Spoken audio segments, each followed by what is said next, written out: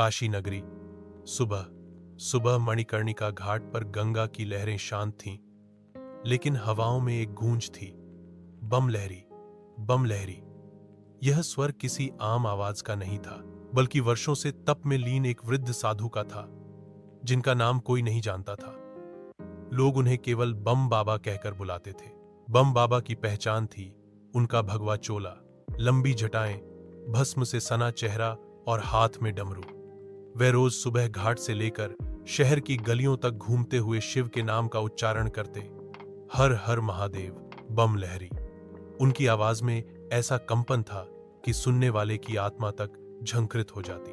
लोग कहते थे वह कोई साधारण साधु नहीं थे, कभी वह एक धनाढ्य व्यापारी थे। लेकिन एक दिन जीवन की नश्वरता ने उन्हें झकझोर दिया।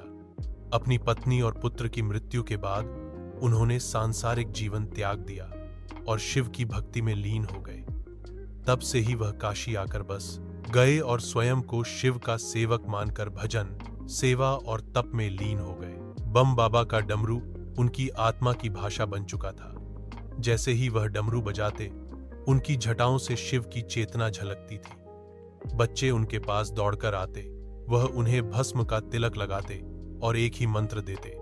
बम लहरी का मतलब है अपने भीतर के अहंकार को नष्ट कर शिव से जुड़ जाना। एक बार एक नवयुवक पत्रकार ने उनसे पूछा, बाबा, आप हर दिन बम लहरी क्यों गाते हैं?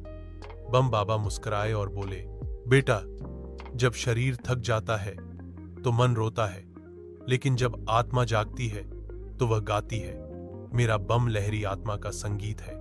ये न तो गीत है, न शोर, ये शिव का आह्वान है। ये शब्द मुझे जीवित रखते हैं।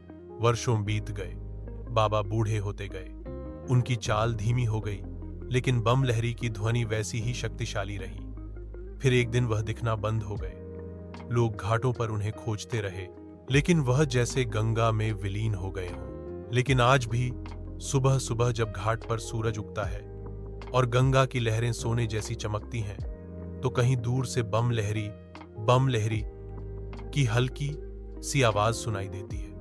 लोग कहते हैं बम बाबा आज भी शिव के संदेशवाहक बनकर काशी की आत्मा में बसते हैं।